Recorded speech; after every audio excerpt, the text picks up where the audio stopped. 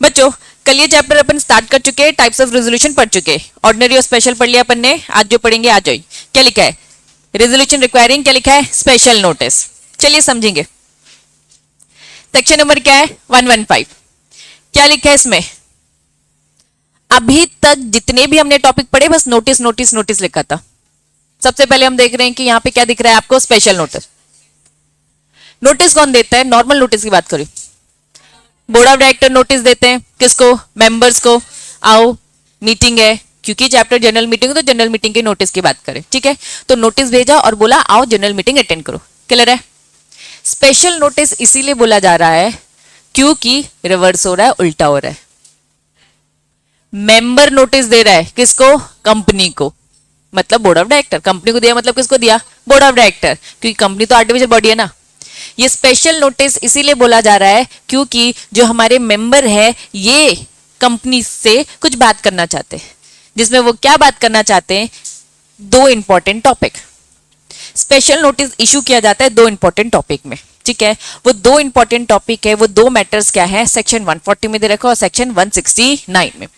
एक तरफ डायरेक्टर की बात की गई है, दूसरी तरफ ऑडिटर की बात की है। समझना, एक तरफ किसकी बात कर रखी है? डायरेक्टर की, उल्टा लिख दिया मैंने, और एक तरफ किसकी बात कर रखी है? ऑडिटर की, ठीक है। सेक्शन 140 किसकी बात करता है? ऑडिटर की। जो ये ऑलरेडी ऑडिटर काम कर रहा है ना, इसका काम हमें अच्छा नहीं लग रहा है। ये कौन कह रहा है?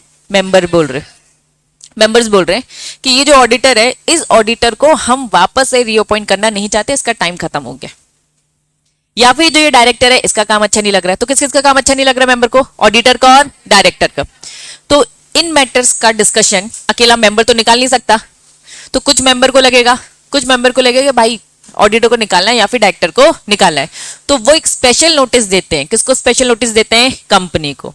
चलिए, special notice is given to company. देने वाला कौन है? Such number of members. कुछ मेंबर्स आएंगे, वो कुछ मेंबर से मतलब क्या है? दो टॉपिक है, हैविंग शेयर कैपिटल या फिर not having share capital. Company कौन से? It's depend.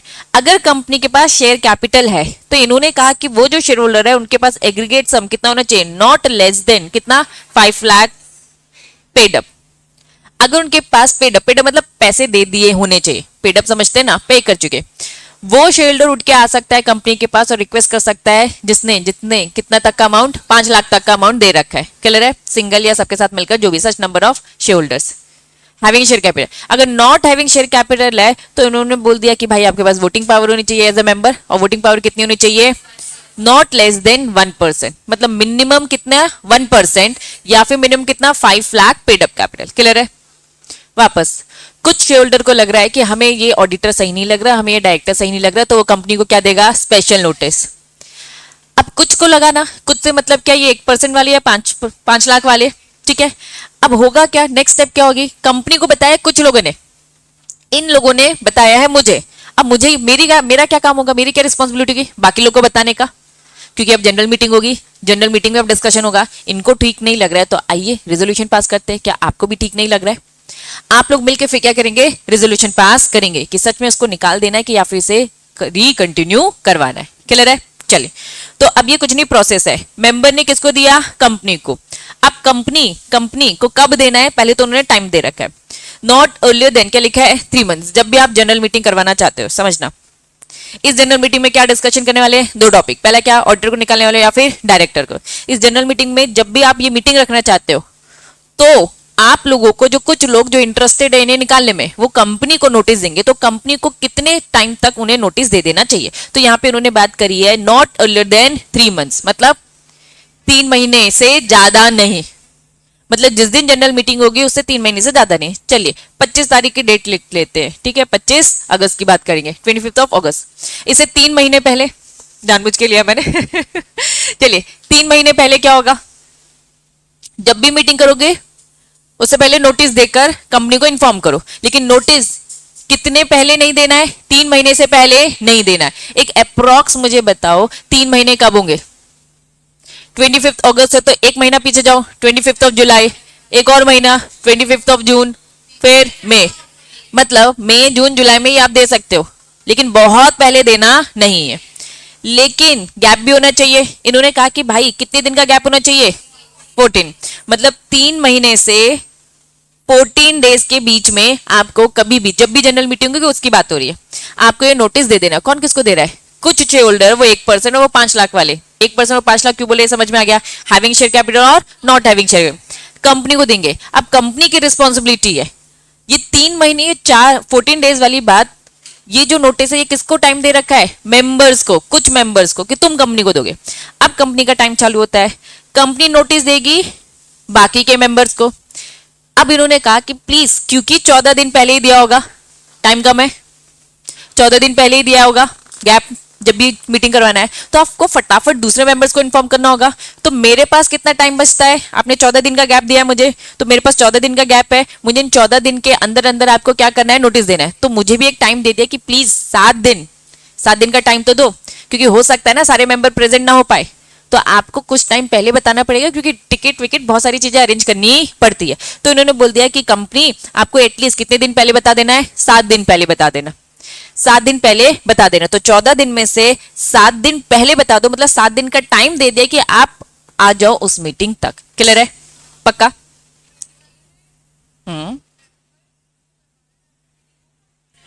रिमेनिंग मेंबर्स को इन्फॉर्म करिए। उसके पास कितना टाइम है? 7 दिन का।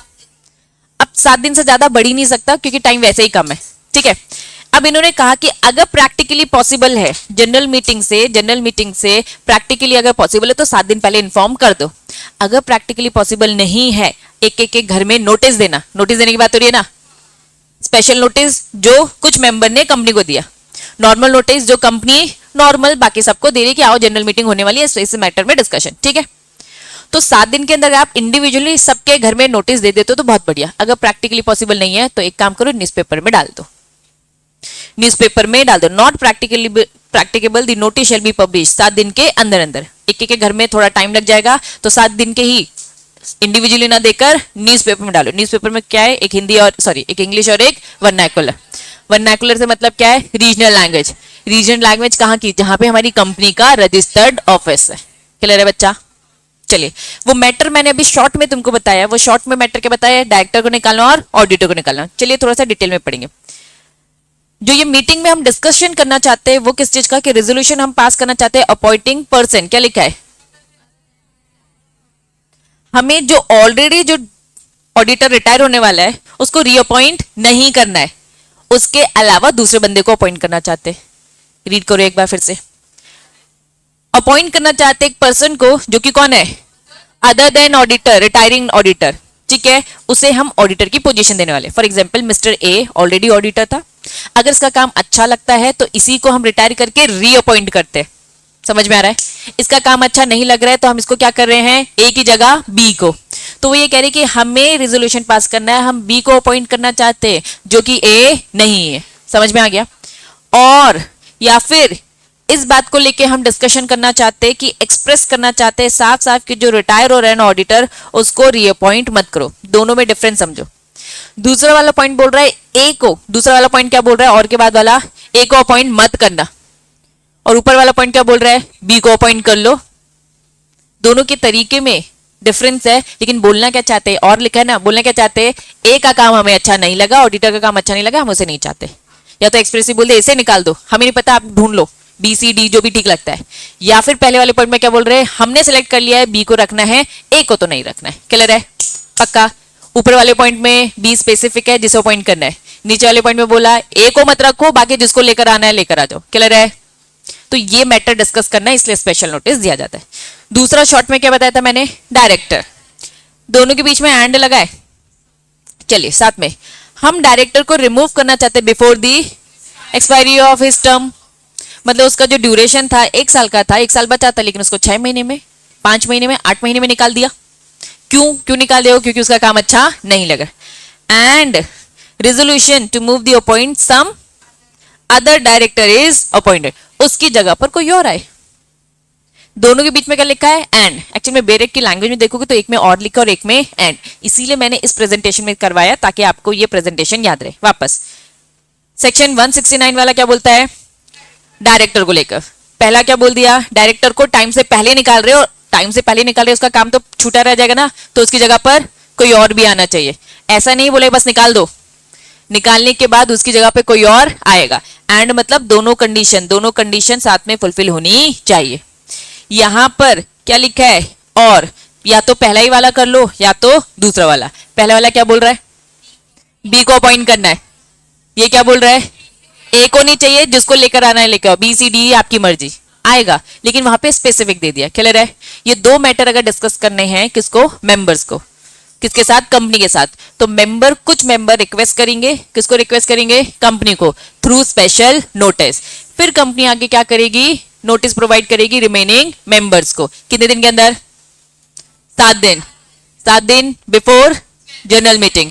अगर इंडिविजुअली नोटिस दे पाना पॉसिबल है तो बढ़िया, नहीं पॉसिबल है तो न्यूज़पेपर में, एक इंग्लिश और दूसरा वर्नाकुलर। क्लियर है। आपने ये सारी चीजें शॉर्ट में पढ़ ली है। अब आ जाओ फटाफट बुक में। बुक में सेक्शन 115 दे रखा है, पूरा पैराग्राफ देखो, मैं शॉर्ट में दिखा रही हूँ। 1% याद आ गया, 5 लाख याद आ गया, having not having share capital. चलिए, कुछ मैटर्स होते हैं जिसमें स्पेशल नोटिस देना पड़ता है। पहले क्या बताया, डायरेक्टर और ऑडिटर। पहले ऑडिटर है, दूसरा क्या है, डायरेक्टर। बस प्रेजेंटेशन का खेल है बच्चा, सेम वही लिखा है। नीचे आ जाओ, प्रोसीजर। प्रोसीजर में मैंने आपको क्या बताया, पहले कौन किसको दे रहा था, मेंबर्स, कंपनी को स्पेशल नोटिस। कितने ज्यादा पुराना नहीं होना चाहिए, 3 महीने पुराना नहीं, और भाई 14 डेज का गैप तो रखो, तो 3 महीने से 14 दिन के बीच में देने का। क्लियर है। तो ये लिखा है साइनिंग, साइन करके दोगे स्पेशल नोटिस, ठीक है। तो ये लिखा है उन्होंने, साइन करके देना है, agree at not less than. पहले तो ये लिखा है 1% वाली बात, 1% और 5 लाख वाली बात रिपीट करिए जो ऊपर फर्स्ट पैराग्राफ में। दूसरा सेंड करना है, सेंड में क्या लिखा है, नॉट अर्लियर देन 3 मंथ्स, और फिर क्या लिखा है, बट एटलीस्ट 14 डेज। सेम बात है, बढ़ेंगे आगे। On the receipt of the notice by the company, company को जब नोटिस रिसीव होता है तो वो क्या करेगा, रिमेनिंग मेंबर्स को इन्फॉर्म करेगा विद इन 7 डेज, ठीक है। अगर not practicable to give the notice individually, तो फिर वही 7 दिन के अंदर, उस 7 दिन के अंदर इंडिविजुअली ना देकर न्यूज़पेपर में एक बार दे देने का। क्योंकि बच्चा इंडिविजुअली देखना मतलब सबका एड्रेस निकालो, सबको पोस्ट करो, या ईमेल आईडी निकाल के पोस्ट ईमेल करो, तो बहुत काम हो सकता है। कर सकते तो यही करो, नहीं है प्रैक्टिकली कर पाना, बहुत टाइम कम लग रहा है, शॉर्ट लग रहा है, तो फिर लास्ट ऑप्शन क्या बोल दिया, एक बार न्यूज़पेपर में दे दो, चल जाएगा। क्लियर। चलिए, तो ये हमने शॉर्ट में पढ़ लिया। एक बार ये मैं मार्किंग वाला दे दूंगी, मत टेंशन लो। अब केस में आ जाओ। चलिए, केस शॉर्ट में बता रही हूँ, केस बहुत लंबा चौड़ा दे रखा है, शॉर्ट में बता रही हूँ। एक डायरेक्टर था, एक मैनेजिंग डायरेक्टर था, उसे रिमूव करना चाहते थे, अपॉइंट करना चाहते थे उसकी जगह पे किसी और को, ठीक है। इन शॉर्ट, एक ऑलरेडी डायरेक्टर था जिसका काम सही नहीं लग रहा था, उसकी जगह पे किसी और को अपॉइंट करना चाहते हैं, ठीक है। अगर ये सारे काम करने हैं तो मुझे ये बताओ, प्रॉपर प्रोसीजर फॉलो करनी पड़ेगी। वो प्रोसीजर क्या थी, अभी हमने पढ़ा। पहले कौन किसको नोटिस दे रहा है, पहले आप दोगे मुझे नोटिस, स्पेशल नोटिस, फिर स्पेशल नोटिस के बाद मैं बाकी मेंबर्स को नोटिस दूंगी और डिस्कशन होगा वगैरह वगैरह। तो ये पूरी प्रोसेस फॉलो करना पड़ेगा। अगर आप ये कोई स्पेशल नोटिस नहीं देते हो तो क्या लगता है आपकी बातें मान ली जाएगी, बिल्कुल भी बात मानने वाले नहीं है। अब इन्होंने पूरे फैक्ट्स में इतने सारे भर भर के ये सारी बातें दे रखी है, तो प्लीज बच्चे ये सारी चीजें अवॉइड करना, कहानी बचा के रखिए, ठीक है। हमें मालूम है मेन लीगल प्रोविजन। चलिए नेक्स्ट टॉपिक बताओ क्या है। चलिए, एक और केस है गोदरेज इंडस्ट्री का। अच्छा देखो, हेडिंग क्या लिखा है, बॉम्बे हाई कोर्ट ने ऑब्जर्व किया, क्या ऑब्जर्व किया, इंपॉर्टेंस ऑफ द डिस्कशन और डिलिबरेशन at the general meeting of the member. जब भी हम मीटिंग करते हैं तो मीटिंग करने का हमारा मेन पर्पस ये रहता है, दो टाइप की जनता आती है, दो टाइप के लोग होते हैं। एक जो इतना दिमाग लगा लेते हैं कि फेवर में देना है या फिर अगेंस्ट में, या फिर कुछ लोग ऐसे होते हैं जो इतना नहीं सोच पाते हैं। लेकिन जब डिस्कशन होता है, आपकी तरफ से मेंबर की तरफ से क्वेश्चन आता है और डायरेक्टर की तरफ से रिप्लाई आता है, तो जब ये क्वेश्चन आंसर चल रहे होते हैं तो उस डिस्कशन से अपना एक कंक्लूजन निकालते हैं कुछ लोग। तो हाई कोर्ट ने साफ साफ बोले कि मैंने ये ऑब्जर्व किया है, क्या ऑब्जर्व किया, कि डिस्कशन बहुत इंपॉर्टेंट है, तो इसीलिए हमें ज्यादातर मैटर कहाँ डिस्कस करने चाहिए, जनरल मीटिंग में ही डिस्कशन करने चाहिए। तो यही लिखा है, शेयरहोल्डर, वो शेयरहोल्डर जो कि अनडिसाइडेड है, जिनका अभी वोट नहीं है कि फेवर में करना है कि अगेंस्ट में, अभी उनको पता ही नहीं है, ठीक है। Any particular item of the business at the meeting of the shareholder he may hearing the fellow shareholders, बाकी के शेयरहोल्डर की बातें सुनकर वो अपने क्वेश्चंस, वो जो क्वेश्चन रेज किए गए हैं ठीक है, उनसे या फिर हेयरिंग में जो भी एक्सप्लेनेशन दिया गया by the director finally make up his mind. तो ये मीटिंग उनके लिए बहुत इंपॉर्टेंट है। तो ऊपर जो उन्होंने हेडिंग दे रखा है बच्चा, वही कंक्लूजन है। तो no meeting shareholder cast is vote only on the base of information. अगर मान लो मीटिंग नहीं हो रही है आपकी, ये मीटिंग के थ्रू नहीं हो रहा है, रेजोल्यूशन सॉरी पोस्टल बैलेट के थ्रू हो रहा है, रेजोल्यूशन पास किया गया है थ्रू पोस्टल बैलेट। अब घर में बैठे हैं, कुछ पता ही नहीं है, जितना लिखा है उस बेसिस में वोट दे रहे, ठीक है। तो इसीलिए मीटिंग, ज्यादातर मैटर देखना मीटिंग में डिसाइड किए जाते हैं, तो इसलिए मीटिंग होना बहुत जरूरी है। बस यहाँ पे इन्होंने यही बोला, ये पॉसिबल नहीं है पोस्ट के थ्रू, ईमेल के थ्रू अगर आप ये करते हो। अब एक बार हेडिंग पढ़ो, मुझे बताओ क्या हेडिंग समझ में आ रहा है? बॉम्बे हाई कोर्ट क्या बोल रहा है? बस हेडिंग रीड करो, आ रहा है कि मीटिंग इंपॉर्टेंस होती है डिस्कशन। ये बस ऐसे ही है ऑनलाइन ऑफलाइन क्लास, है ना। ऑफलाइन में तुम लोग कोई एक डाउट पूछ रहा है तो उसके डाउट सुनकर अच्छे से डिस्कशन हो रहा है, प्रॉपर तुम लोग बात कर पा रहे हो ना। जितने बच्चे ऑनलाइन देख रहे हैं वो बेचारे बस सुन रहे हैं, जो बता दिया उस बेस में अपना दिमाग लगा कर करे जा रहे हैं, ठीक है। चले, स्पेशल नोटिस समझ गए? Special notice issued by the respondent for the, किसको रिमूव कर रहे हैं? पेटिशनर कंपनी की चेयरमैन को। Nothing but is the secure needless publicity. Actually में निकाला किसको जा रहा है? चेयरमैन को। फ्री में कोई भी एक्सक्यूज देके निकाला जा रहा था उसके डिफेम करने के लिए। तो कंक्लूजन ये आया एनसीएलटी का कि आप डिफेम करने के लिए प्लीज मत करिए, ठीक है। कोई जेन्युइन रीजन होगा, इसी बात का डिस्कशन करने के लिए तो मीटिंग बुलाई जा रही है। मीटिंग फेवर में भी हो सकती है और अगेंस्ट में भी। सामने वाला कह रहा था ऑडिटर को निकाल दो, रीजन देना पड़ेगा। ऐसे ही उसने आदेश दिया और फॉलो किया जाता नहीं है, डिस्कशन होगा ना, क्यों निकालना है, रीजन बताओ, क्या काम गड़बड़ लगा, उसके सही काम को आपने गड़बड़ बोल दिया, ठीक। चले, यहाँ पे होता है टॉपिक ओवर। हेडिंग बताओ क्या लिखा है? रेजोल्यूशन कैसे पास किया जाता है। इन्होंने सबसे बोल दिया रेजोल्यूशन कुछ नहीं, एक मोशन होता है। मोशन मतलब क्या होता है? मोशन मतलब क्या? मूवमेंट्स। रेजोल्यूशन कुछ नहीं, बस एक मोशन है। मोशन मतलब क्या? एक मूवमेंट्स है। ये मूवमेंट क्या होता है कि कोई भी एक डिसीजन लिया जा रहा है, डिसीजन लेने से पहले आपसे डिस्कस किया जा रहा है, डिस्कस किया जा रहा है कि बताइए कि क्या करना चाहिए। तो कुछ लोगों ने क्वेश्चन पूछा, आंसर दिया, फिर ये सारा डिस्कशन का कंक्लूजन आएगा। तो यहाँ पे ये लिखा है मोशन आगे चलकर क्या हो जाता है? रेजोल्यूशन बन जाता है, ठीक है। ओनली आफ्टर, जब क्या आ जाती है? मेजोरिटी आ जाती है। अगर मेजोरिटी ने ये मोशन रह गया, रेजोल्यूशन कहां पास हुआ? हम बोलते हैं ना रिजॉल्व हो गया, रिजॉल्व हो गया, चाहे वो ओआर से हुआ चाहे वो एसआर से, रिजॉल्व हो मतलब प्रॉब्लम सॉल्व हो गई। अदरवाइज ये प्रॉब्लम ही है, अदरवाइज ये डिस्कशन ही है, अदरवाइज ये मैटर ही है, अदरवाइज ये मोशन ही है। तो ये मोशन रेजोल्यूशन में कन्वर्ट होगा। कब कन्वर्ट होगा? जब मेजोरिटी आ जाएगी। अब वो मेजोरिटी चाहे ओआर से आए चाहे वो एसआर से आए। क्लियर है? जनरल बातें कर रहे हैं। सर्टेन मोशन में arise out of the discussion. कुछ बातें ऐसी होती है जो डिस्कशन से उड़ जाती है, बात कुछ और कर रहे हैं लेकिन बात करते करते डिस्कशन में कुछ एक टॉपिक आया, उस पर बात होने लग गई, तो मैं उसे अलाउ किया जा सकता है। स्पेशल भले उसको अलग से एक्ट में ये बात ना लिखी हो। देखो समझना, हम जब अभी एक्ट पढ़ रहे हो तो एक्ट में बहुत सारी जगहों में लिखा रहता है कि इस मैटर के लिए ओआर होना चाहिए, इस मैटर के लिए एसआर होना चाहिए, ऐसा लिखा रहता है। हम कोई एक बात डिस्कस कर रहे हैं, मीटिंग में वही बातें डिस्कस कर सकते हो जो आपने पहले से ही नोटिस में एजेंडा देके रखा था। What do you mean by agenda? Topics बता के रखे थे। मैंने आपको बताया ऑर्डिनरी बिजनेस 4 टॉपिक बता दिए और स्पेशल बिजनेस के 2 की बायबैक भी कर रहे हैं और आईपीओ तो साथ नहीं लाऊंगे, है ना। बायबैक के साथ मर्जर अमलगमेशन भी कर रहे हैं, ठीक है। दोनों कॉन्ट्राडिक्टरी पॉइंट है, चलो बायबैक की बस करें। टोटल कितनी बातें बोल दी? 5। 4 ऑर्डिनरी हो गई और एक क्या होगी? स्पेशल। ये एजेंडा पहले ही आपके घर में पहुंच चुका है नोटिस के साथ। तो नोटिस बस एक सिंगल पेपर नहीं होता है, नोटिस होता है, साथ में एजेंडा होता है, और अगर स्पेशल बिजनेस डिस्कस हो रहा है तो एक्सप्लेनेटरी स्टेटमेंट भी होता है। ये सारे डॉक्यूमेंट साथ में आपके घर में पहुंच जाते हैं। क्लियर है? अब जो बात एजेंडा में नहीं लिखी, क्या वो बातें मैं डिस्कस कर सकती हूँ? नहीं। लेकिन किसी एक टॉपिक में आपने डिस्कस किया जो एजेंडा में लिखा था, उस टॉपिक में बात करते करते बीच से कोई डिस्कशन से एक ऐसा टॉपिक निकल आता है जिसमें लोग बात करने लगे, तो उन्होंने कहा कि चलिए आप इसमें बात कर सकते हैं, कोई दिक्कत नहीं है, जब तक एक्ट में उसके लिए स्पेसिफिकली ये ना लिखा होगा कि इसके लिए ओआर या फिर एसआर पास कर रहा था। क्या ये बात समझ में आ रही है?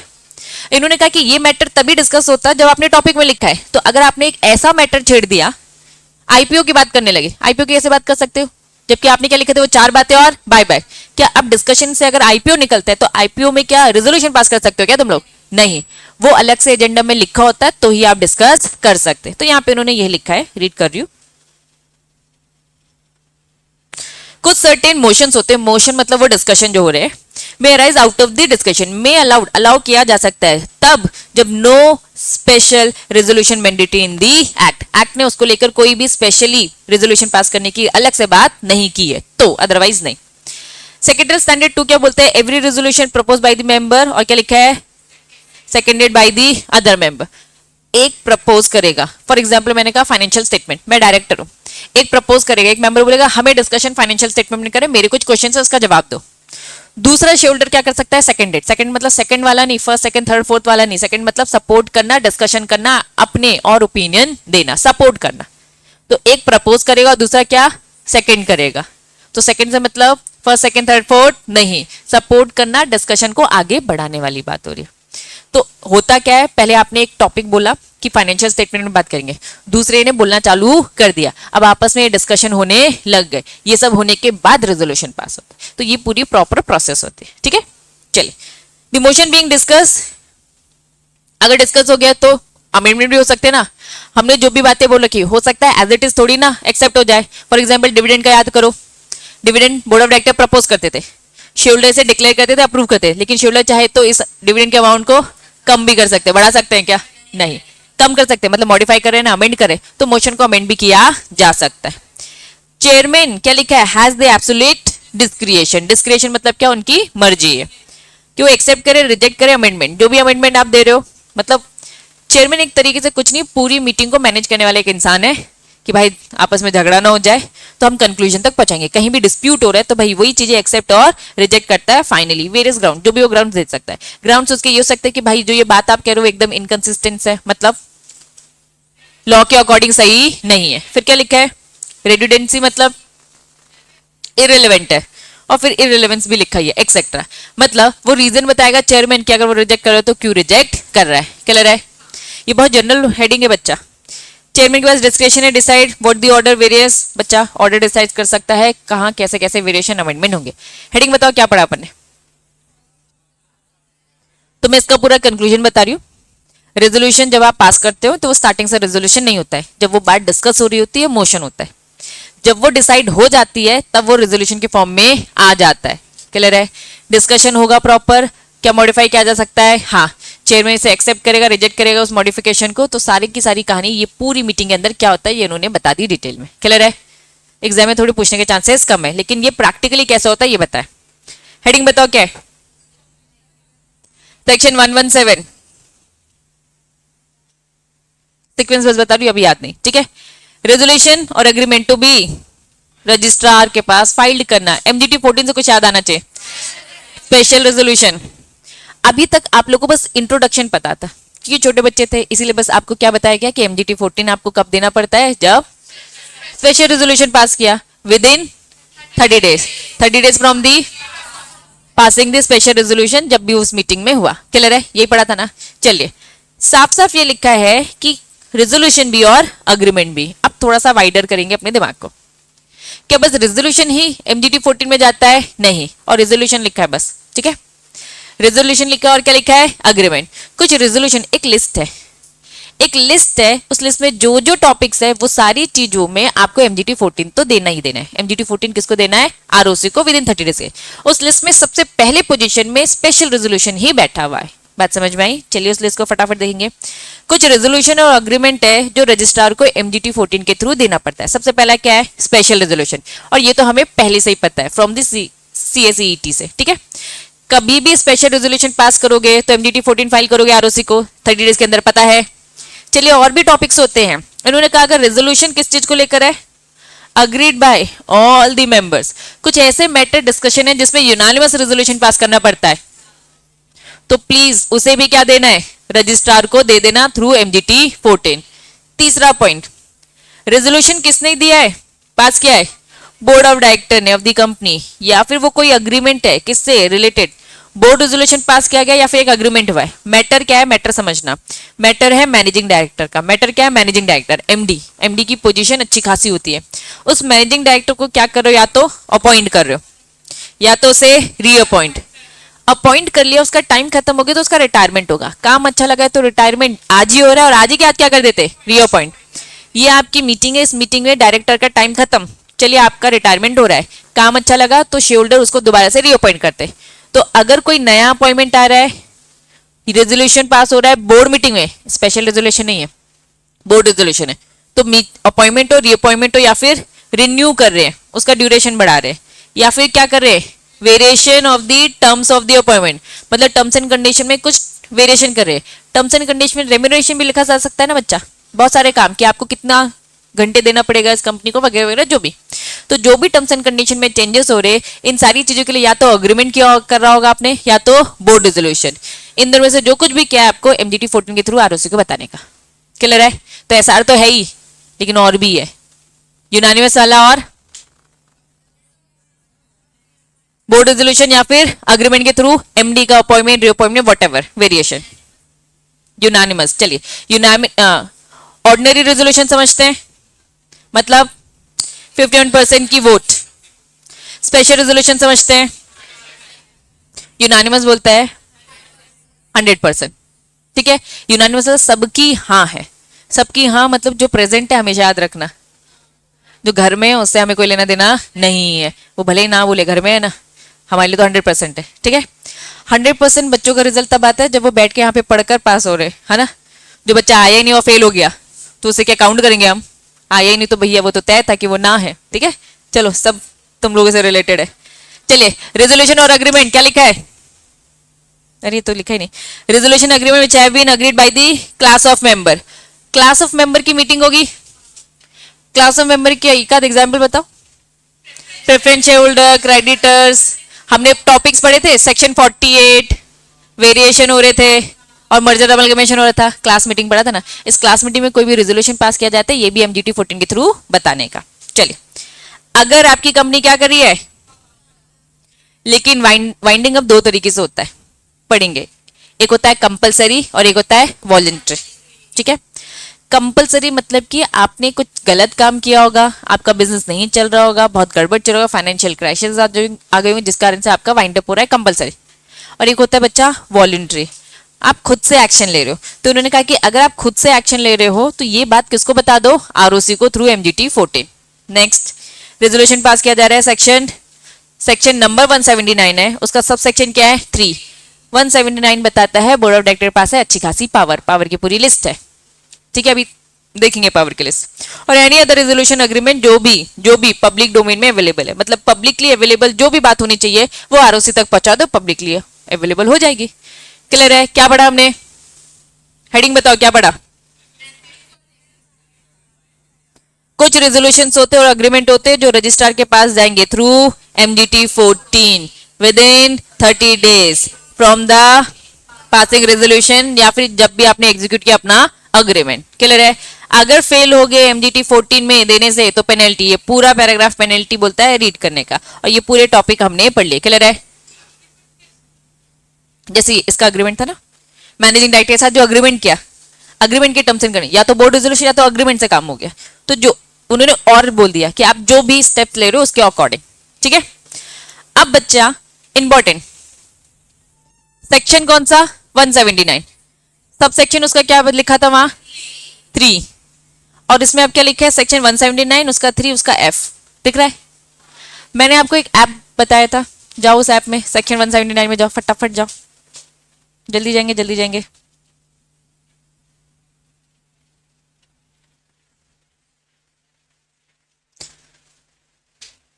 सेक्शन 179 का 1 2 के बाद 3 में पूरी लिस्ट है। 3 क्या बोलता है? The board of director of the company shall exercise the following power. Board of director company के बिहाफ में ये सारे काम कर सकता है, ये सारी पावर है। क्या कर सकता है? कॉल करके पैसे मंगवा सकता है, बायबैक कर सकता है, सिक्योरिटी इशू कर सकता है, लोन ले सकता है, इन्वेस्ट कर सकता है, ग्रांट कर सकता है लोन, बाकी वगैरह वगैरह बातें। एफ को थोड़ा और डिटेल में पढ़ते हैं। टू ग्रांट लोन और गिव गारंटी और provide security in respect of loan, पढ़ लिया। चलिए अब वापस आते हैं आपकी बुक पे, ध्यान देंगे, बुक में आएंगे वापस।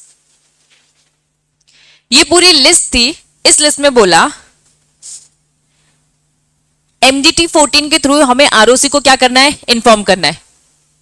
मतलब कि 179 की 3 में जितने भी पॉइंट्स है, अगर आपने ये काम किया है तो किसको इन्फॉर्म करना है? आरओसी को। ये बात क्लियर हो गई? पक्का? एफ भी तो था उसमें, तो एफ में भी आपको इन्फॉर्म करना चाहिए। एफ में क्या लिखा था? लोन लेने वाली बात। अगर आप लोन देते हो, ग्रांट था ना, गारंटी देते हो, लोन देते हो, एडवांस देते हो, तो आपको ये बात आरओसी को बतानी पड़ेगी। इन्होंने कहा nothing contain this clause shall apply, nothing apply बोल सकते हो, ये वाली बात एप्लीकेबल नहीं है। कौन सी वाली बात? एफ वाली बात। आपको ये छोटी छोटी बात बताने की जरूरत नहीं है। अगर आपकी कंपनी बैंकिंग कंपनी है, इनका तो डेली का काम है ना, अब डेली का काम है, डेली डेली कैसे आरओसी को बताएगी एमजीटी 14? अगर आपकी कंपनी है नॉन बैंकिंग फाइनेंशियल कंपनी, मतलब एनबीएफसी, या फिर आपकी कंपनी क्या है, हाउसिंग फाइनेंस कंपनी, अगर आप एक नॉर्मल कंपनी हो तो आप गारंटी लोन देते हो तो बताना।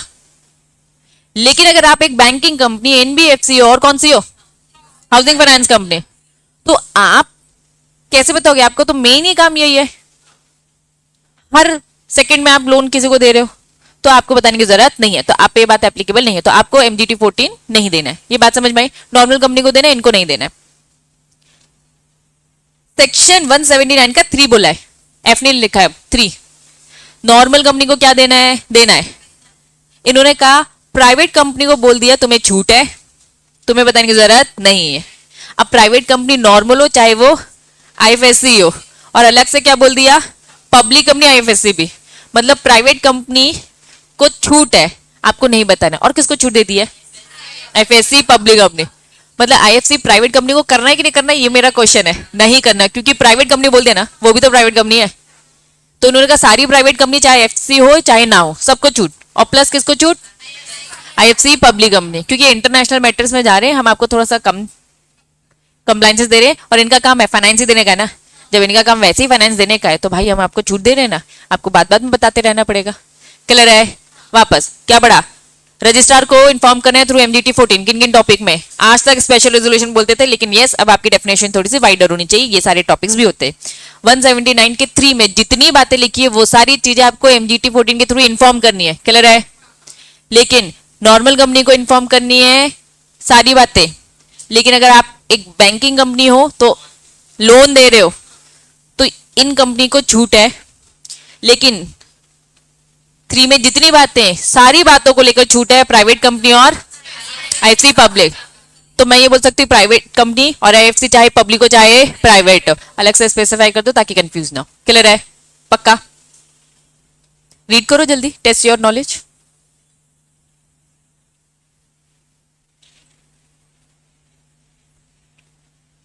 एक स्पेशल रेजोल्यूशन पास किया गया था, मेंबर कितने प्रेजेंट थे? 40 प्रेजेंट थे, 20 फेवर में, 5 अगेंस्ट में। 5 ने क्या किया? ये इनवैलिड लिखा है, डैश लगाना भूल गए।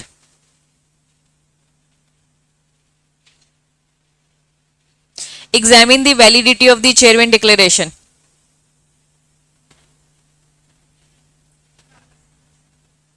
समझ नहीं आया क्वेश्चन? थोड़ा सा इनकम्प्लीट। क्या पास करना था? ओआर पास करने की एसआर। एसआर के लिए कितने परसेंट होने चाहिए? चलिए 40 प्रेजेंट है, हमेशा प्रेजेंट में से देखा जाता है, ठीक है। 20 ने फेवर किया और 5 ने क्या किया? अगेंस्ट। और 5 के तो क्या हो गए? इनवैलिड हो गए, लेट आए होंगे, लेट लतीत होंगे, नालायक, है ना। उनको कहा तुम वोट दोगे नहीं, या फिर वो कोई और बैठे थे, एलिजिबल ही नहीं थे। डिफरेंशियल वोटिंग राइट वाले भी लोग होते हैं, उनको डिविडेंड मिलता है लेकिन वोट नहीं है, ऐसे भी तो हो सकते हैं। वोट थोड़े से कम होते हैं, कम होते हैं, ठीक है। तो ऐसे उन्होंने गलत तरीके से वोट कर दिया, नाम ही नहीं समझ में आ रहा है। जैसे शो ऑफ हैंड तो समझ में आ रहा है, डिमांड कर दी पोल, पोल में किसको वोट दे रहे हैं, दोनों ही नाम लिख दिया नालायकों ने कि हमारा फेवर भी हमारा अगेंस्ट भी। क्या ऐसे वोट को कंसीडर करोगे क्या? नहीं। तो ऐसे जो भी रीजन थे जिस कारण से आपको इनवैलिड हो गए। तो बच्चा अब मुझे बताओ 75% कितना होता है? 40 का 75% कितने फेवर में? कितने फेवर में? आपसे पूछा गया है कि जो भी डिसीजन दिया गया है, चेयरमैन ने बोला होगा ना, डिक्लेयर किया होगा कि ये फेवर में या अगेंस्ट में, तो उसने फेवर में बोला, तो क्या ये वैलिड है क्या? क्यों? 75% तो होना चाहिए था, और 75% 40% का कितना होता है? 30 होता है, लेकिन फेवर में कितने ही थे, 20 ही लोग थे। अब इन्होंने वैसे इनकम्प्लीट क्वेश्चन दिया, ये मैं बता दूं, है ना, इन्होंने बोला ही नहीं कि हाँ बोला है कि ना बोला है। तो अभी हम नीचे वाला अगर ना पढ़े, ठीक है। अच्छा वैसे लिखा है उन्होंने रेजोल्यूशन, लिखा तो है यार, कंप्लीट तो है। चेयरमैन ने क्या किया, डिक्लेयर कर दिया रेजोल्यूशन पास, रेजोल्यूशन पास हो गया, उनके अकॉर्डिंग एसआर पास हो गया। तुम मुझे बताओ कि एसआर पास हुआ है क्या, नहीं। क्लियर है क्वेश्चन, पक्का? हाँ अच्छा, ये तो रीड ही नहीं किया, सॉरी मैंने रीड किया। द रिमेनिंग 10 मेंबर क्या है, sustain from the voting. Sustain मतलब सपोर्ट करना, तो हो तो गए। तो ये तुम लोगों ने अभी इतना लेट क्यों बताया मुझे? चलिए, घुमाने के लिए तुम लोग को, तुम्हारे लिए सस्पेंस क्रिएट करने के लिए, ठीक है। वापस वापस वापस, कितने मेंबर्स हैं, 40 प्रेजेंट है, 20 फेवर में है, और रिमेनिंग 10 मेंबर सस्टेन करे फ्रॉम दी, मतलब फेवर करे। सस्टेन करना मतलब हाँ बोलना, फेवर करना, सपोर्ट करना। किसको, 20 लोगों को सपोर्ट कर रहे हैं, ठीक है। तो कितने हो गए, तो 30 तो हो ही गए ना। 40 का 75% कितना होता है, बताते ही नहीं हो तुम लोग। चलो, तो उन्होंने कहा पास, तो सही बोल रहे हैं ना, पक्का? बढ़ू आगे, सेक्शन नंबर याद करना है 101। कौन कौन से सेक्शन याद कर लिए, 96 क्या है, अभी एक और याद करवाया था, स्पेशल नोटिस 115। अब क्या है, 101। हेडिंग बताओ। चलिए, नोटिस देने वाले वेरी वेरी वेरी इंपॉर्टेंट, समझना। 21 डेज 21 डेज 21 डेज, कितनी बार सुना है ना। कभी भी एजीएम करवाना है या ईजीएम कराना है, कोई भी मीटिंग आपको जनरल मीटिंग करवानी है, तो आपको 21 दिन पहले नोटिस देना चाहिए, ठीक है। अब थोड़ा सा अपने आपको करेक्ट करने का लिखते वक्त, अभी तक जनरल बातें थी, अब थोड़ा सा स्पेसिफिक। नोटिस हमेशा किस में जाएंगे, पहले तो राइटिंग में। ओरल नोटिस नाम की कोई चीज नहीं होती, अगर कोई ओरल है तो हम उसे नोटिस मानते ही नहीं। चलिए, सेक्शन 101 का सबसेक्शन 1 बोलता है length of the notice of the meeting. ये हेडिंग दे रखा है, लेकिन इसके अंदर वो बताते कितने दिन पहले देना चाहिए। अभी तक आपको जनरल कितना मालूम था, 21 डेज। लिखते वक्त याद रखना क्या लिखा है, जो ये वर्ड है ना क्लियर, आपको भी क्लियरली तरीके से लिखना है, नहीं तो मैं नंबर काटूंगी, एक नहीं काटूंगी, 2 काटूंगी, कभी कभी मन करेगा तो 3 भी काट लूंगी, और आप ऑब्जेक्शन रेज नहीं कर सकते, क्योंकि इतना इंपॉर्टेंट है। अभी बता रही हूँ इसकी इंपॉर्टेंस कैसे। 21 क्लियर डेज पहले, इनका मतलब है 21 डेज का गैप होना चाहिए। कितने दिन का गैप होना चाहिए, 21 डेज। आज मेरी एजीएम हो रही है, आज मेरी एजीएम हो रही है, और जब मैं नोटिस दूंगी तो इस एजीएम में और उस नोटिस के बीच में 21 क्लियर डेज का गैप होना चाहिए। बात समझ में आई? जनरल मीटिंग लिखा है, चाहे वो एजीएम है चाहे वो ईजीएम हो। कब कॉल्ड होनी चाहिए, not less then 21 clear days. ये क्लियर डेज बस इसी में लिखा है, बाकी कहीं क्लियर नहीं लिखा है। हर जगह लिखा रहता है 21 वर्किंग डेज, डेज नॉर्मल, लेकिन यहाँ पे क्या लिखा है, क्लियर डेज। तो याद रखना है 21 क्लियर डेज पहले आपको नोटिस देने का। यहाँ तक चीज क्लियर है? अभी और डिटेल में जाएंगे, और डिटेलिंग में वही वही डिटेलिंग में जाएंगे, रुक जाओ एक बार, ठीक है। क्या क्या इंक्लूड होगा, क्या क्या एक्सक्लूड होगा, उसकी पूरे के पूरे पॉइंट्स है। सबसे पहले उन्होंने बोला राइटिंग में होगा, या फिर क्या हो सकता है, इलेक्ट्रॉनिक में। वो भी राइटिंग में ही होता है, बस वो ईमेल के थ्रू आप तक पहुंचा रहे, ठीक। तो 21 क्लियर डेज, अगर आपकी कंपनी कौन सी है, सेक्शन 8 कंपनी, तो यही 21 क्लियर डेज की जगह क्या लिखोगे आप, 40 क्लियर डेज लिख लोगे। क्या, सेक्शन 8 कंपनी है इसीलिए टाइम थोड़ा सा अलग दे दिया। चलिए नेक्स्ट, 21 क्लियर डेज से मतलब क्या है, तुम्हारे वाले क्वेश्चन में आते हैं, ठीक है। क्लियर डेज में क्या क्या इंक्लूड हो, क्या क्या एक्सक्लूड, इन्होंने साफ साफ बोल दिया है। Date of service of notice, service of notice मतलब जिस दिन नोटिस दिया, पोस्ट किया। आज मैं जा रही हूँ पोस्ट ऑफिस, सबके एनवेलप लेके जा रही हूँ, किसी के घर में मुझे एड्रेस भेजना है, तो पोस्ट ऑफिस के दिन मैंने आज ये काम किया। ये काम करते करते दोपहर हो गई, शाम हो गई, तो क्या 5 बजे हुआ, चलो 2 बजे हुआ, दोपहर के 2 बजे हुआ, क्या 2 से 2 ऐसे एक दिन गिना जाता है क्या, नहीं। ये पूरा एक कंप्लीट डेज हटा दिया जाएगा। सर्विस ऑफ द नोटिस को हटा दो, जिस दिन मीटिंग हो रही है उसे हटा दो, आर टू बी एक्सक्लूडेड। मतलब आप जिस दिन मीटिंग कर रहे हो वो दिन काउंट मत करना, जिस दिन नोटिस भेज रहे हो वो दिन काउंट मत करना। ये है नोटिस भेजने वाला दिन और ये है मीटिंग करने वाला। इन दोनों के बीच में जो टाइम होगा वो एकदम 21 डेज क्लियर होने चाहिए। समझ में आ रहा है? मतलब काउंट करेंगे तो ये प्रॉपर 21 डेज होने चाहिए। यहां तक चीज क्लियर है? नोटिस जिस दिन भेजा मत करना। अब नोटिस हमने कहा दो तरीके से भेज सकते हैं, या तो वो राइटिंग होगा या तो इलेक्ट्रॉनिक मोड। इलेक्ट्रॉनिक मतलब आज मैं बैठ के मेल कर रही हूँ मेल 10 मिनट में हो गया, 15 मिनट में, आधे घंटे में हो गया मेल, ठीक है, तो आज वाला दिन काउंट मत करना। लेकिन पोस्ट ऑफिस में लगता है भाई टाइम। इन्होंने बोल दिया, नीचे बोल रही हूँ, notice of the general meeting send by the post. अगर आप क्या कर रहे हो, पोस्ट से सेंड कर रहे हो, तो प्लीज लिखा है shall be deem to be serve, क्योंकि हम जानते हैं कि पोस्ट ऑफिस में टाइम लगता है कंपैरिजन टू इलेक्ट्रॉनिक मोड। तो अब आपको क्या करना है, कितने एक्सपायर करने हैं, expiration of the 48 hours. 48 hours को जरा डेज में कन्वर्ट करो, 2 दिन। 21 डेज तो किलर डेज है ही अगर इलेक्ट्रॉनिक मोड में किया है तो। लेकिन अगर आपने कौन सा मोड सेलेक्ट किया, पोस्ट ऑफिस का मोड, तो अब आपको 2 दिन और ऐड करना है। तो अब 21 की जगह कितने हो गए, 23 हो गया क्या, पक्का? मतलब क्लियर गैप कितने डेज का होना चाहिए, 23 का। यहां तक चीज क्लियर है? Fraction of the day, not the part of the day. मतलब डे हमेशा क्या होना चाहिए, फुल होना चाहिए, कंप्लीट। मतलब कि अगर आज मैंने पोस्ट ऑफिस में टाइम लगा तो आज वाला दिन मत गिनिए। आज तो मैंने पोस्ट ऑफिस में दिया, अब इसके बाद प्रोसेस आज ही से नहीं होता है, शाम को निकली एनवेलप टाइम लगेगा, उसके बाद और कौन से 2 दिन और अलग पोस्ट ऑफिस के थ्रू। अगर मैंने आज मेल किया तो आज नहीं काउंट करना है, कल से काउंट करूंगी। पोस्ट ऑफिस से किया तो आज भी नहीं, क्योंकि आज में जाकर मैंने पोस्ट किया है। और 48 आवर्स रुक जाओ, कल भी रुक जाओ और परसों भी, उसके बाद से 21 डेज। क्या ये बात समझ में आ रही है? गोल गोल तो नहीं घूम गए? 21 दिन पहले क्या होना चाहिए, 21 दिन पहले क्या होना चाहिए, नोटिस। लेकिन 21 दिन क्लियर डेज लिखा है, मतलब क्लियर गैप होना चाहिए, जिसमें जिस दिन आपने नोटिस भेजा उस दिन को काउंट मत करो, जिस दिन मीटिंग हुई उस दिन को काउंट मत करो। आपने कौन सा मोड सेलेक्ट किया, इलेक्ट्रॉनिक, तो बस ये दोनों, जिस दिन सर्व किया और जिस दिन मीटिंग, बीच में गैप 21 डेज। क्लियर है? अगर पोस्ट ऑफिस आ जाता है तो ये 21 डेज कन्वर्ट होके कितना हो जाएगा, 23 हो जाएगा। 2 दिन और एक्स्ट्रा ले लो। क्लियर है? पक्का? चलिए रिपीट रिपीट रिपीट, घिसी पिटी बातें बच्चा, पूरा रिपीट रिपीट रिपीट। आ जाओ इलस्ट्रेशन में। अब मैं आपसे पूछने वाली क्वेश्चन, प्लीज आंसर मत देखना, खुद से ट्राई करो। अगर समझ में आए, अगर तुम्हें समझ में नहीं आए तो पूछ लो। अभी क्लियर है? तो फिर मैं पूछना चालू करती हूँ और ट्राई करो खुद से, क्योंकि एग्जाम में भी तो यही होता है ना, समझने के बाद क्वेश्चंस आते हैं। ठीक, एबीसी कंपनी ने इशू किया नोटिस, कब?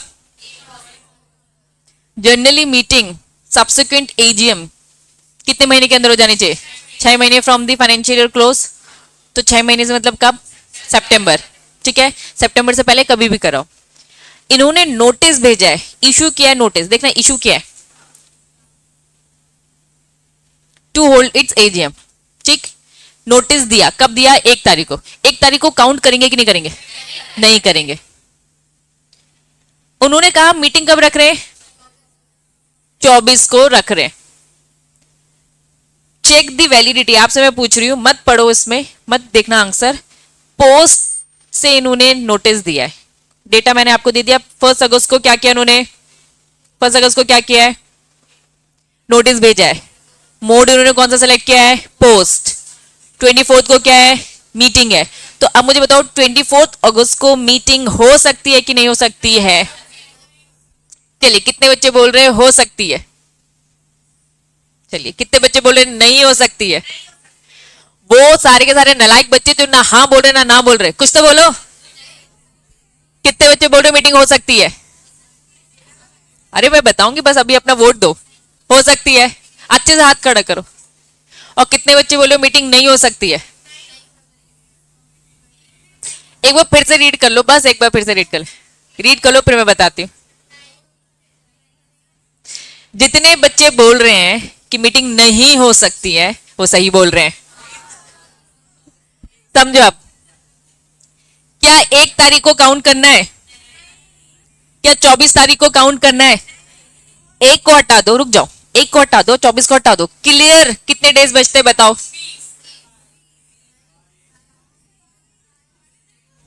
रुको ना, अभी मैंने जो पूछा उसका जवाब दो। नेहा तू सही बोली, लेकिन मैंने पूछा भी कुछ और है। मैंने पूछा क्या है, 24 को काउंट तो करना नहीं है, हटा दो। 1 तारीख को तो काउंट नहीं करना, हटा दो। 2 3 4 5 ये सब काउंट करके कितने डेज होते हैं? 22 होते हैं। अब क्योंकि उन्होंने बोला पोस्ट ऑफिस, तो 2 दिन और हटा दो, तो कितने दिन बचे? 20। क्या क्लियर 21 दिन हुए क्या?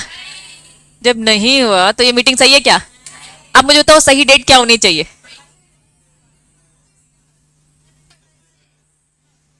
क्या सही डेट है?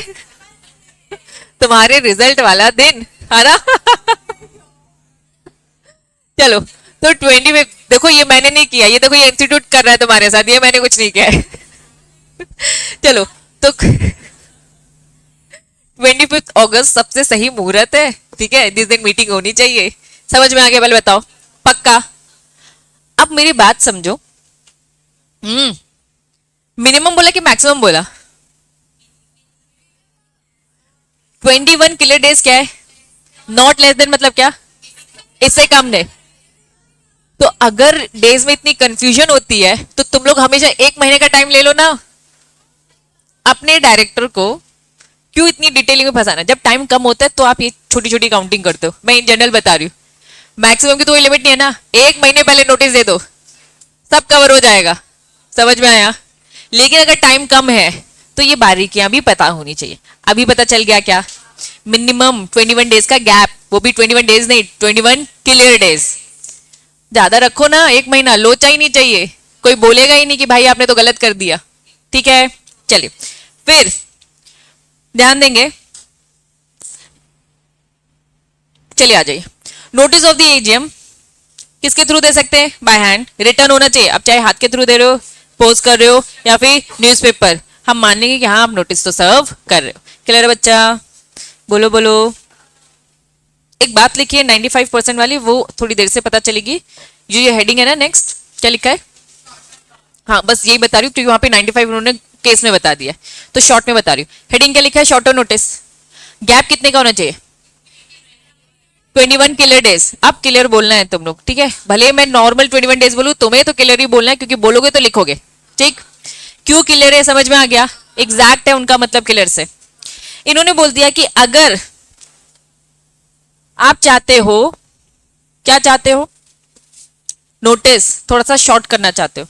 21 डेज का गैप बहुत ज्यादा लग रहा है हमें, हमारे पास टाइम कम है, तो आप शॉर्ट ड्यूरेशन में भी मीटिंग बुला सकते हो। तो शॉर्ट ड्यूरेशन में भी आप मीटिंग बुला सकते हो, इसका मतलब है शॉर्टर नोटिस। लेकिन इसके लिए आपको पहले से ही अपने मेंबर से कंसर्न लेनी है। मेंबर से आपको जो कंसर्न लेनी है राइटिंग या इलेक्ट्रॉनिक मोड में मिल जानी चाहिए। कितने लोगों की कंसर्न होनी चाहिए? 95% मेंबर अगर हाँ बोलेंगे। अब लेकिन आपकी कंपनी या तो हैविंग शेयर कैपिटल है या तो नॉट हैविंग शेयर कैपिटल है। अगर कंपनी एजीएम हो रही है, ठीक है, तो इन्होंने क्या बोल दिया? 2 टाइप की मीटिंग है, एजीएम और एक अदर है। अदर में क्या है? ईजीएम, क्लास मीटिंग, सब कुछ है। ठीक है, एजीएम है तो हमें क्या चाहिए? 95% के मेंबर्स की हाँ चाहिए। इन्होंने बोल दिया चाहे हैविंग है चाहे नॉट हैविंग है, हमें तो बस मेंबर की हाँ चाहिए। उनका paid up share capital voting right से कुछ फर्क पड़ता है क्या? नहीं, मेंबर बोल दिया। लेकिन अगर अदर जनरल मीटिंग है तो having not having share capital, इन्होंने 2 बातें लिखी है, ध्यान देना। ये दिख रहा है मेजॉरिटी नंबर, क्या समझते हो majority number of member? Very good. लेकिन अभी समझना 2 बातें। आप लोग 100 लोग बैठो, majority in number of members मतलब कितने होंगे? 51 मेंबर होंगे। उनके पास कितने शेयर हैं इससे कोई फर्क पड़ता नहीं है। हमें चाहिए majority number and 95% paid up share capital. दोनों के बीच में एंड लगाए मतलब दोनों कंडीशन साथ में फुलफिल होनी चाहिए। मतलब 51% लोग क्या बोले? हाँ बोले। किस चीज को लेकर? कि शॉर्ट ड्यूरेशन में मीटिंग कर लो। ठीक है, शॉर्ट ड्यूरेशन में मीटिंग कर सकते हैं, लेकिन इन 51% के पास कितना होना चाहिए? 95% पेड अप कैपिटल होना चाहिए। क्या ये बात समझ में आ रही है? हो सकता है एक ही बंदे के पास 95% हो और बाकी सबको एक एक एक एक दे रखा हो। ठीक है, एक एक एक एक परसेंट दे रखा हो, ठीक, या थोड़ा थोड़ा परसेंट है, लेकिन मेजॉरिटी में आ रही हूं क्या मैं? तो क्या मेरी बात मानी जाएगी? नहीं मानी जाएगी। मतलब दोनों कंडीशन साथ में फुलफिल होनी चाहिए। मेजॉरिटी के लोग नंबर ऑफ मेंबर्स हाँ बोल रहे हो और उन सबका जब इकट्ठा किया जाएगा तो क्या क्रॉस होना चाहिए? 95। अगर एक लौते के ही पास क्या है? 95 है और मैं ही कह रही हूँ कि चलो चलो चलो शॉर्टर नोटिस में करते और बाकी सब कह रहे हैं नहीं नहीं नहीं, नहीं हमें तो नहीं चाहिए, तो क्या मेरी अकेले की भी चलेगी? नहीं चलेगी, इसलिए जानबूझकर ऐसा पॉइंट बनाया गया है। नॉट हैविंग, तो उन्होंने 95% वोटिंग राइट्स की बात कर दी। अगर पेड अप कैपिटल है तो पेड अप भी देखा जाएगा, पेड अप नहीं है तो बच्चा 95 वोटिंग। क्लियर है? पढ़ा क्या अभी आपने? नॉर्मली क्या है? 21 के लिए डेज से पहले नोटिस दो, मिनिमम, मैक्सिमम की कोई लिमिट नहीं है। इससे भी शॉर्ट ड्यूरेशन में अगर आप देना चाहते हो, 21 डेज आपको बहुत ज्यादा लग रहे हैं, कर सकते हो, लेकिन हमें आपकी परमिशन चाहिए 95% के। अब इन्होंने डिटेल में बताया एजीएम करा रहे हो कि अदर करा रहे हो, चाहे एजीएम हो चाहे अदर हो, दोनों में लिमिट क्या है? 95। लेकिन हैविंग नॉट हैविंग में थोड़े से टर्म्स एंड कंडीशन चेंज है। मेजोरिटी नंबर किस में आ गया है? हैविंग शेयर कैपिटल, लेकिन एजीएम में कि अदर में? अदर में। तो ये थोड़ी सी डिटेलिंग आपको याद रखनी पड़ेगी। क्लैरिटी है बच्चा? पक्का? रिपीट है। SS2 क्या होता है? जनरल मीटिंग, लेकिन सेक्रेटरी स्टैंडर्ड्स ने अपना एक्स्ट्रा बताया, तो सेम बातें वही बताई उन्होंने, वही 95% बात बोली। इलस्ट्रेशन रीड करना, इलस्ट्रेशन रीड करना। अब ये हम आपकी नेक्स्ट क्लास में करेंगे। क्लियर है बच्चा? पक्का?